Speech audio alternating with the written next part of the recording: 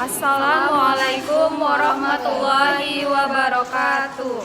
Kami dari kelompok 8 akan mempresentasikan hasil dari diskusi kami yang berjudul Tanggung Jawab Direksi dan Komisaris dalam Kepailitan. Saya sendiri Dela Arisa Putri dan saya Devina Natasha. Langsung saja. Definisi direksi dan komisaris dalam kepailitan. Direksi adalah perusahaan yang berwenang dan bertanggung jawab atas pengurusan perusahaan, baik perusahaan pemerintah, swasta maupun organisasi nirlaba. Direksi juga mewakili perusahaan di dalam maupun di luar pengadilan.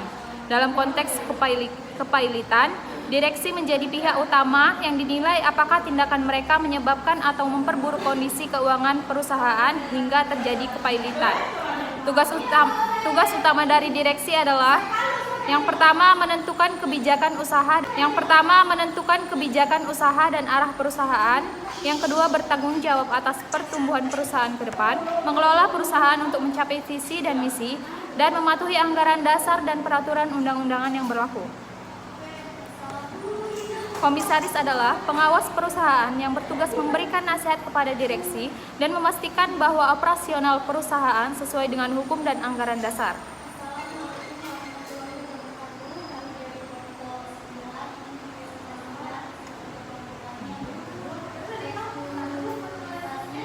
Tanggung jawab direksi dalam kepailitan.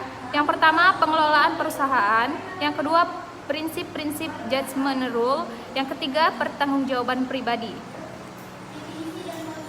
Upaya mencegah penyalahgunaan oleh direksi dan komisaris dalam kepailitan. Yang pertama, transparansi dalam manajemen. Yang kedua, audit berkala. Yang ketiga, pengawasan prinsip-prinsip judgment rule. Yang ketiga, pertanggungjawaban pribadi. Upaya mencegah penyalahgunaan oleh direksi dan komisaris dalam kepailitan. Yang pertama, transparansi dalam manajemen. Yang kedua, audit berkala. Yang ketiga, pengawasan yang ketat. Keempat, edukasi dan pelatihan. Dan yang kelima, penerapan sanksi tegas.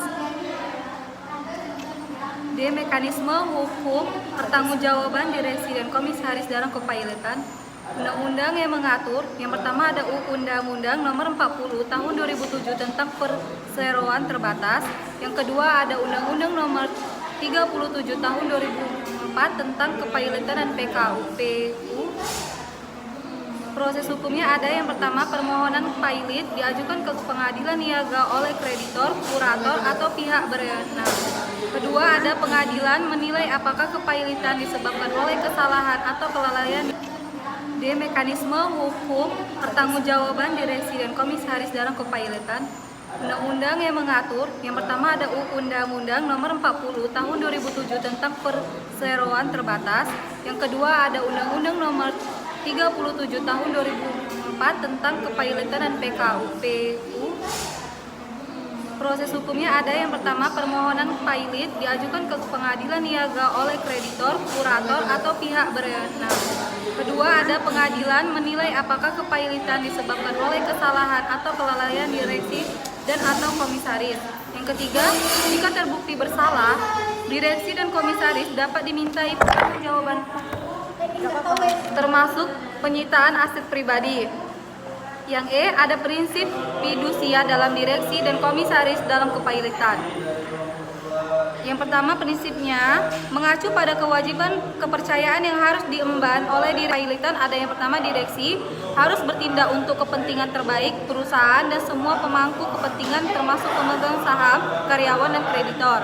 Yang kedua, komisaris bertanggung jawab memastikan bahwa direksi menjalankan tugasnya sesuai prinsip fidusia. Kesimpulannya, direksi adalah perusahaan yang berwenang dan bertanggung jawab atas pengurusan perusahaan, baik perusahaan pemerintah, swasta maupun organisasi nirlaba. Direksi juga mewakili perusahaan di dalam maupun di luar pengadilan. Komisaris adalah pengawasan perusahaan yang bertugas memberikan nasihat kepada direksi dan memastikan bahwa operasional perusahaan sesuai dengan hukum dan anggaran dasar. Direksi bertanggung jawab atas pengelolaan dan pengambilan keputusan strategis yang berdampak langsung pada kondisi keuangan perusahaan. Dalam konteks meliputi pengelolaan perusahaan, prinsip bisnis judgment rule, pertanggungjawaban pribadi, tanggung jawab komisaris dalam kepailitan, pengawasan, kewajiban untuk memberi nasihat, pertanggungjawaban kolektif. Demikian yang bisa kami sampaikan atas materi kami. Lebih dan kurangnya kami mohon maaf. Assalamualaikum warahmatullahi wabarakatuh.